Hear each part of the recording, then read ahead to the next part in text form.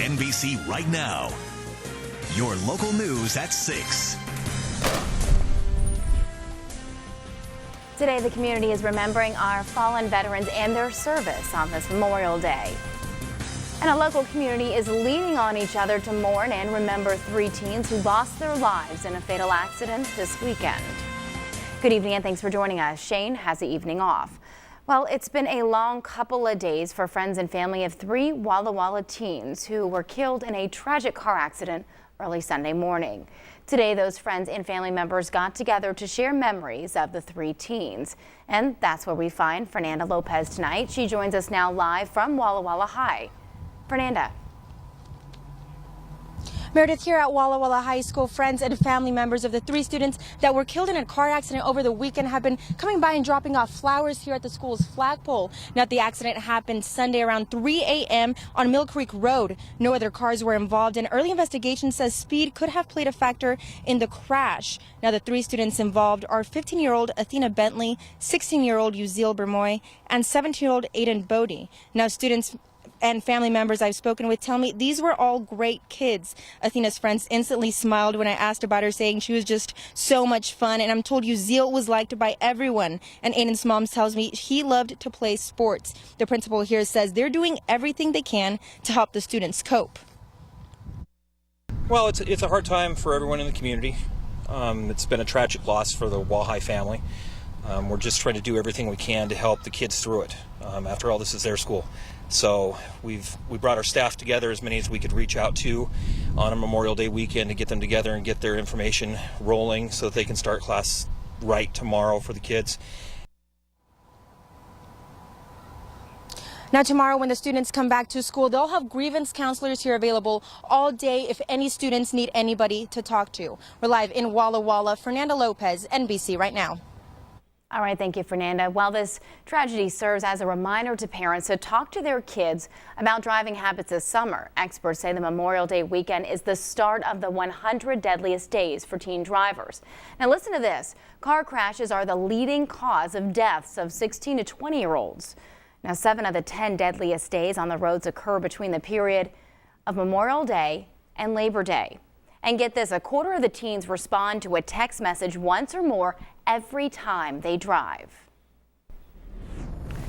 Walla Walla police are looking for the people responsible for a shooting at a home several times over the weekend.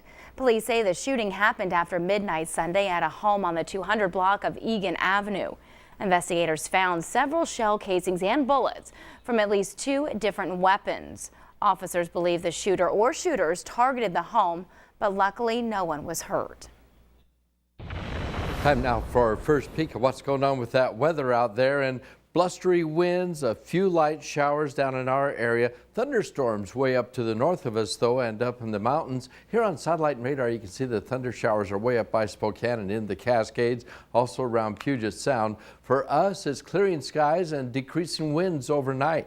Then tomorrow we have partly cloudy skies, becoming showery as we go into the afternoon and the evening hours, even a chance of thunderstorms tomorrow and Wednesday. When I come back in a couple of minutes, we'll talk about warmer, drier weather coming along just for the end of the work week and into the upcoming weekend. Meredith? All right, thank you, Tim. Well, it's been a roller coaster ride for the nonprofit group running the historic Yakima Valley Trolley, but right now things are looking up. Laura Murray stopped by the trolley's opening weekend and even got a ride. Hear that sound? That's music to Carl Paston's ears. Before December of last year, the trolley was really struggling and almost went out of existence. But then Carl says something good happened. The city of Yakima approved $100,000 worth of seed money for the trolley to put toward the general maintenance budget and to also compete for matching grants. Carl says the nonprofit is working to set up a donor program in hopes of getting a steady source of funding through that as well. So how are things looking now for Yakima's historic trolley? I think things are looking real good. Our sales last year were 200% over the year before, and we expect to do very good this year because seems like as the ball gets rolling, more and more people understand that we have this wonderful trolley here. This is a real gem in the sense that you can't find the original systems out there. They're gone. and Yakima has managed to hang on to what we've got. Pat Menard says he enjoys taking people for a ride on the trolley, imparting a little history, and of course, making sure people have a good time. I enjoy it. I've been doing it for a long time, and it's a lot of fun. Volunteers say the popular and profitable trolley line to Seala will open in a couple of weeks once the generator is fixed. But for right now, people can take a ride up Pine Street. It was the first weekend for the Yakima Valley Trolley to start running again, and if you missed it, don't worry, it will run every weekend, Saturday and Sunday, on the hour from 10 to 3. I just took a ride. It's very cool. I highly suggest it. In Yakima, Laura Murray, NBC, right now.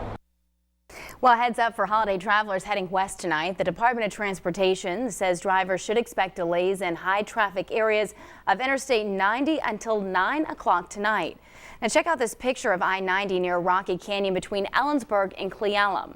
DOT says right now drivers are running into 60-minute worth of delays.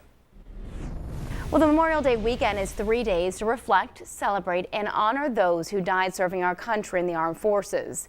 And locally, a Boy Scout honored our veterans by presenting his Eagle Scout project today in front of dozens at a Memorial Day ceremony in Kennewick. Hunter Robbins and his troop unveiled the new Veterans Memorial at Riverview Heights Cemetery. The memorial includes a flag that Hunter arranged to be flown over the tomb of the unknown soldier in Arlington. He says he's proud to see the monument finally become a reality. How do you feel today? Amazing. It is an awesome ceremony also. And I'd like to thank the VFW for being the beneficiaries of the project. I think it's wonderful. I think it's wonderful for our younger people to early on develop a sense of pride in the memory of those who have served before them and those who have made tremendous sacrifices in the families.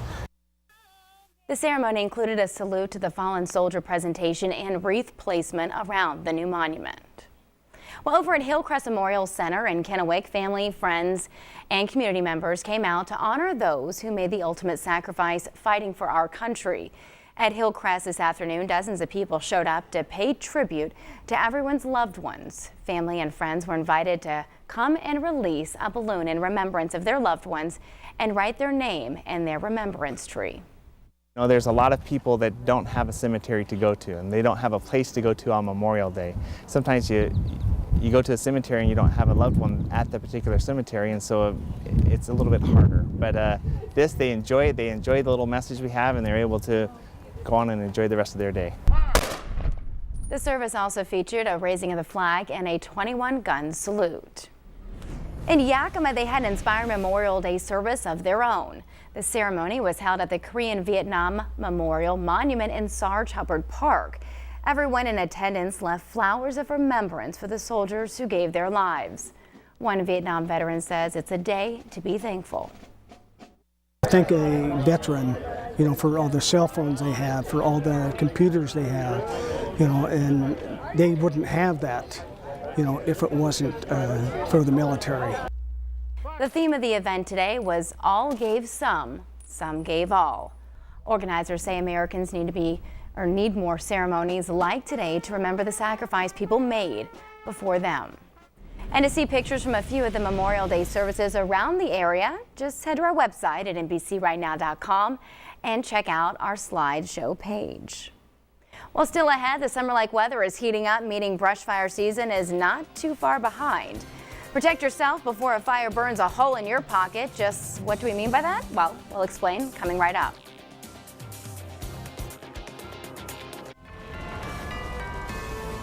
Well, good evening and happy Memorial Day once again. It's been an interesting Memorial Day weekend for a lot of us out there. I see some showers just went through the Yakima area, and we've seen some more thunderstorms up to the north of us.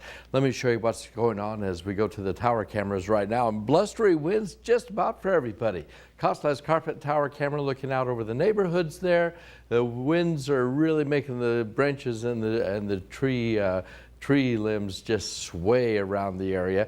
And as you can see here on the McDonald's Tower camera looking out over the Yakima Valley, the showers that were there earlier have now dissipated, and as we go into the evening hours, we're calming down a little bit. It's sunny and 70 at the airport in Yakima. Coming over to the Tri-Cities, sunny and 76. We'll continue to clear as we go through the evening hours. Here's some of the high temperatures reported around the area, and officially, we didn't see any 80s here. We were very close, 79 officially at the airport in the Tri-Cities, 74 for Yakima, 67 for Ellensburg, and some of the peak gusts up around 37, 38 miles an hour. Even checking the top of Rattlesnake Mountain, we saw some of those winds nearly at 40 miles an hour.